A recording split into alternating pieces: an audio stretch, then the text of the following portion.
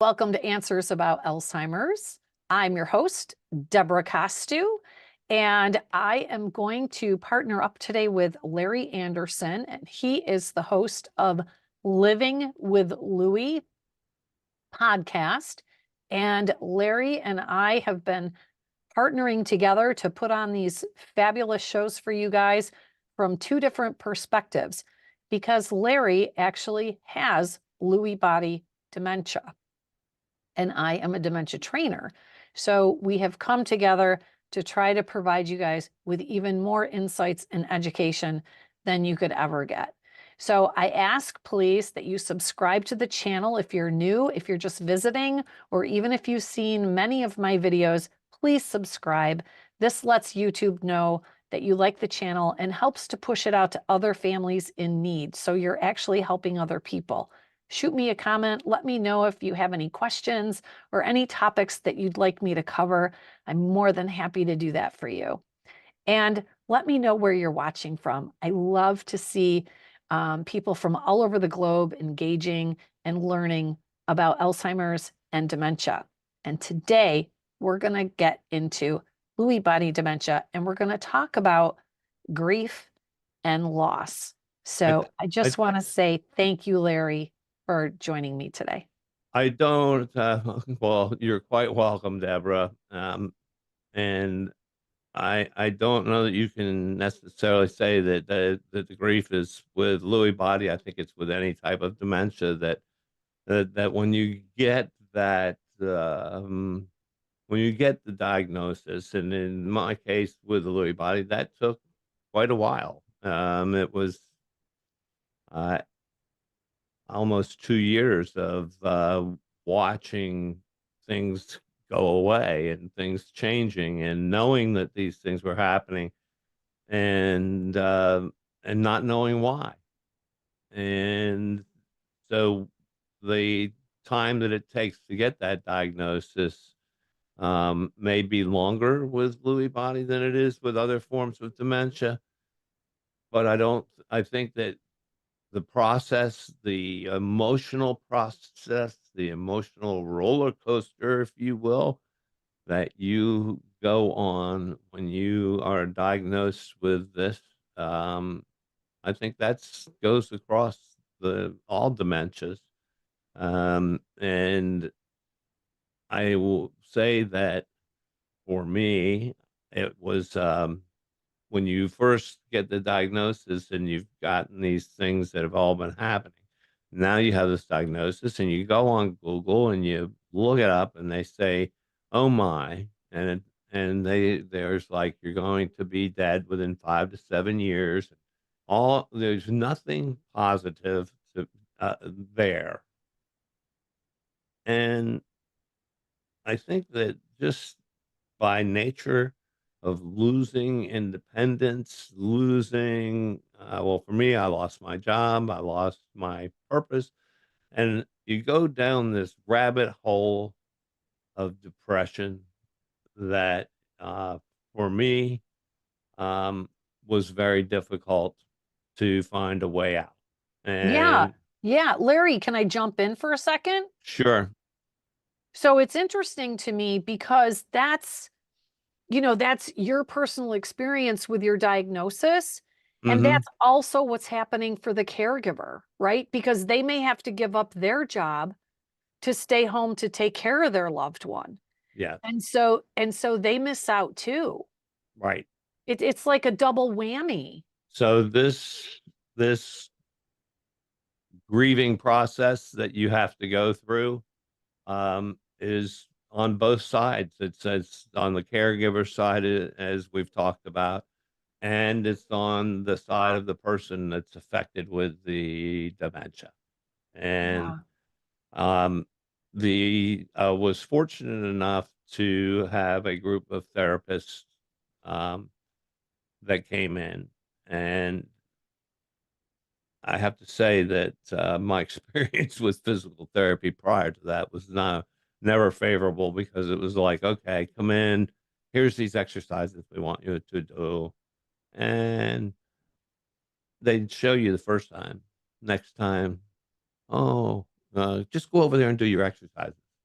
while they have their cell phones out and doing everything but making sure you're doing them correctly. And to me, it seemed more like a cash grab than therapy. Mm. And so this is in-home therapy that I have, and one of the members of the team is a social worker and counselor, and she's the one who kind of helped me find my way out of this depression by understanding that there are stages to the grieving process, and that you kind of have to go through all those stages to get to the point where you're accepting things. Um, she also told me about an interesting analogy, um, uh, called the ball in a box. And um, if you can, if you can picture, it's like a box, and in the box is this ball. And at first, the ball's really big, and you there's a button on the side of the box, and every time the ball hits this button, you're going to feel the other stages of grief come in: the depression, anger, um, denial, bargaining, uh, and I think that you go through those emotions. And so when you first are there and you're first getting diagnosed, if you look at that, you've got this big ball in the box, and by gosh, it hits that button a lot, Yeah. and it's hard to find your way forward. But as I found a purpose, my purpose was to raise awareness through my podcast. That puts my mental, cognitive it exercises my brain, and it, gives me some purpose to spread the awareness and let more people understand what this is really like. And so as you get to the point that you're accepting your diagnosis and you're coming out of this rabbit hole, that ball is still there in the box. It's just not quite as big. So now it maybe will not hit that pain button as often, but it's still going to happen.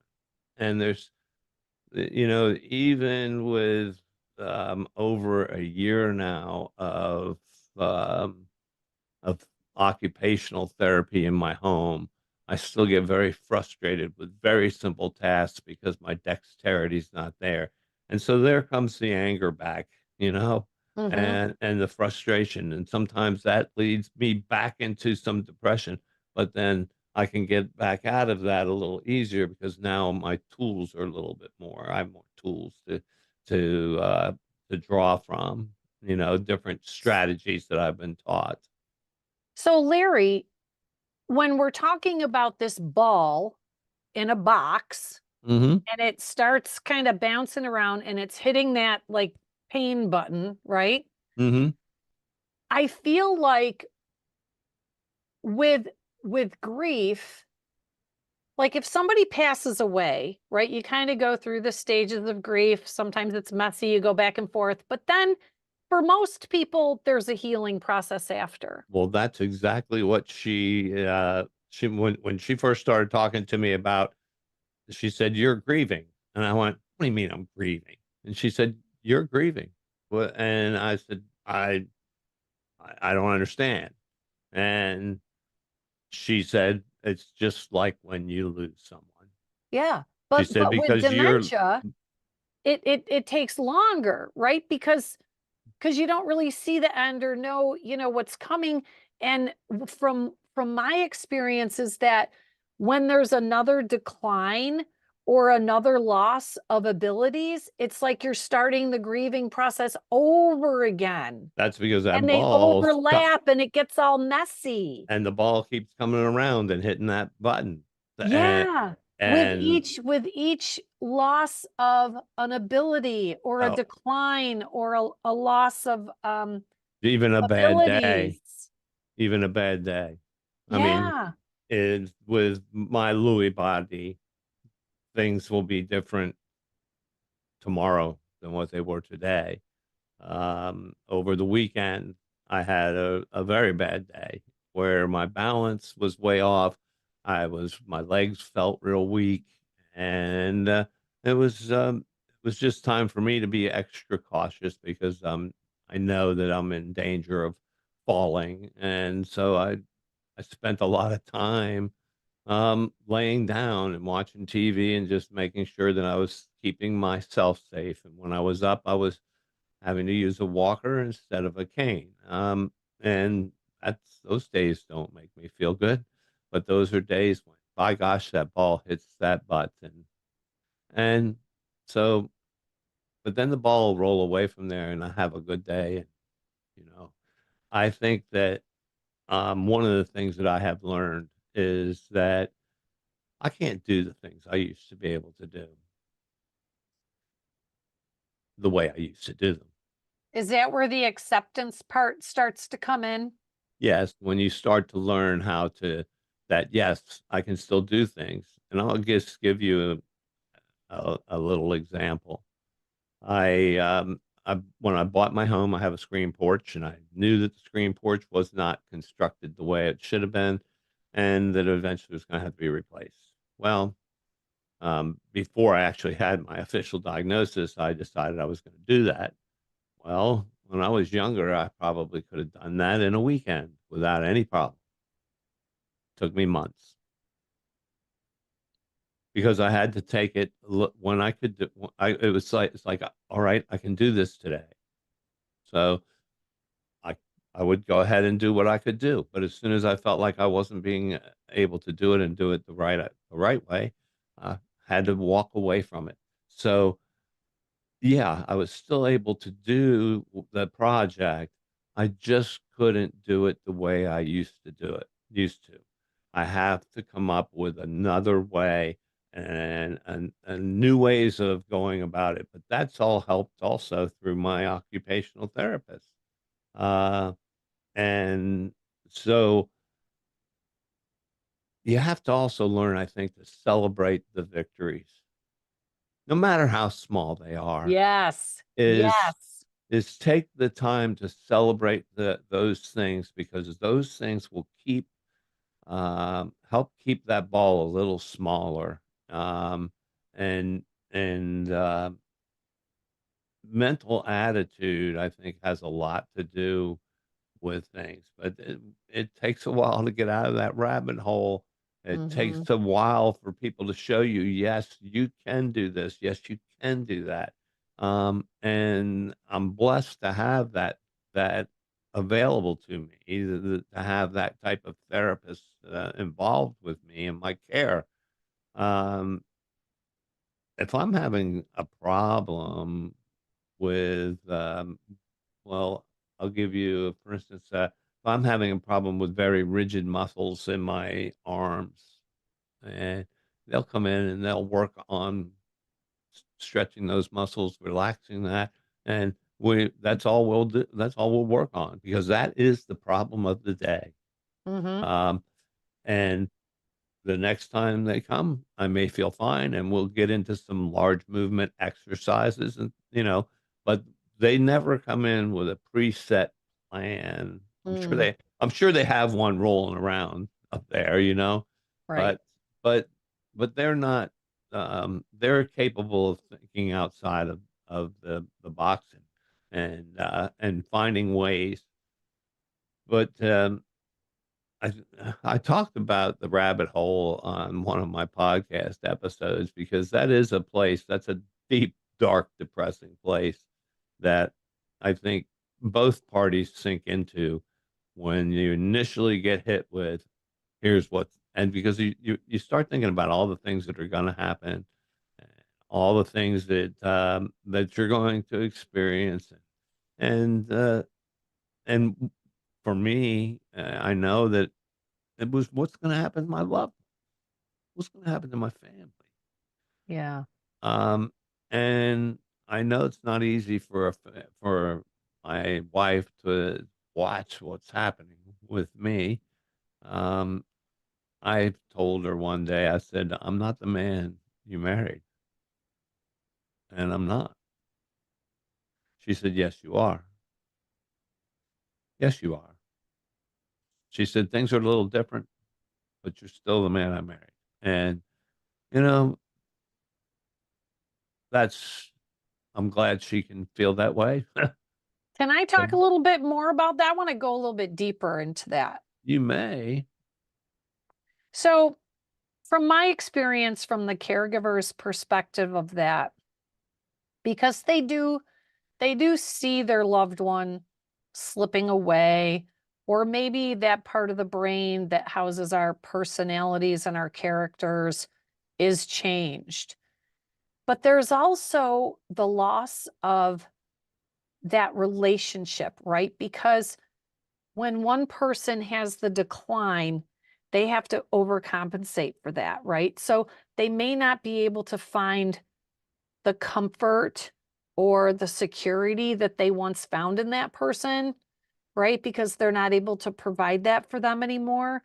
The intimacy of the relationship has changed because more it's now of like a caregiver caregiving role rather than like a spousal relationship. So it changes. And and both parties end up being more isolated, but separately sometimes, right? I would agree with that, and I think that from my perspective on that, um, I think that you have I'm sorry, I lost my train of thought. That's all right. We were Uh, talking about like the compatibility and the companionship and the relationships and intimacy between caregiver and care receiver. I think some of it maybe erodes somewhat, but I also think that there are things that happen that I think that you end up really talking about some really deep, deep, deep, dark feelings with one another. And if you can have those conversations, I think that there's still intimacy there. It's is it the same? No, but it's still there. Yeah. And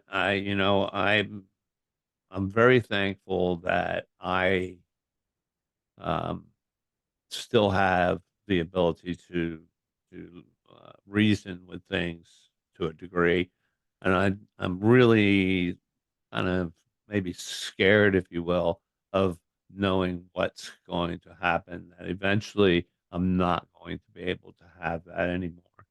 So I find that I treasure the time more than I used to. I used to maybe take it more for granted.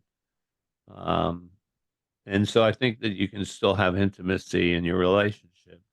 You just it's at a different level. It's a different road. The whole Yeah. road's different. Yeah. Which, by the way, I in the beginning of this, you said that you teach people with with dementia. I want to thank you for teaching me how to have Lewy body. Just kidding. Larry, Larry, you're so funny. You can pop Larry, that up.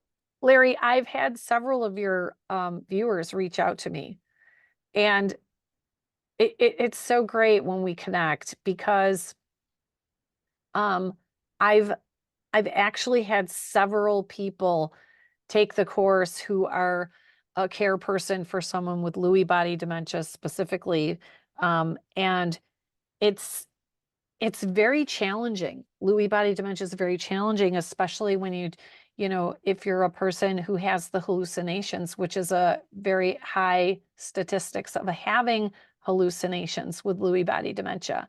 And everyone who has taken my course has had success with being able to manage those hallucinations and in most cases actually eliminate them until another one comes down the road. But teaching them how to handle it both for the person with Lewy body dementia and the care person it can be life changing. Yes. Well, it is. It absolutely is. It's been a role reversal in my home. I know. Um, I used to be the breadwinner.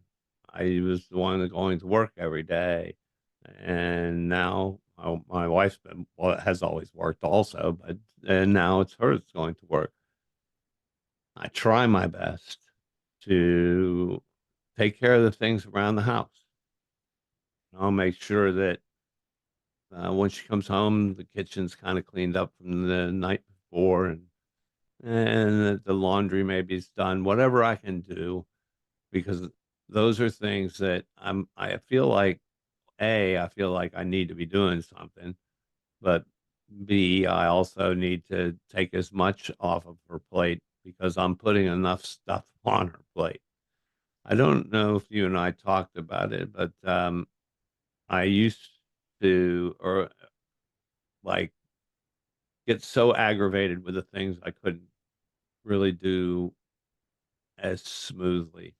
I mean, just washing dishes, trying to pick up silverware and have it falling out of your hands because your hands aren't going to hold on to it, or you drop a glass or something like that.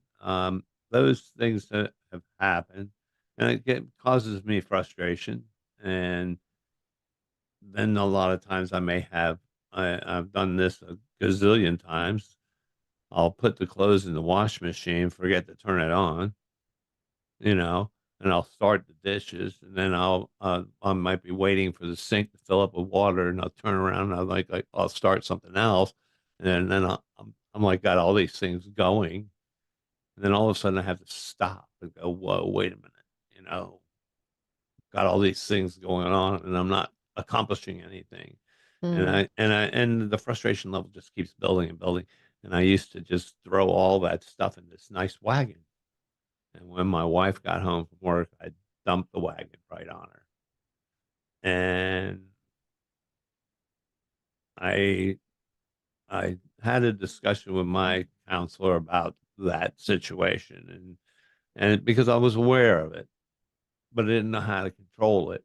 hmm And that's that in and of itself, not being able to control that is another source of putting you right back into this stages of grief, of anger and depression and denial.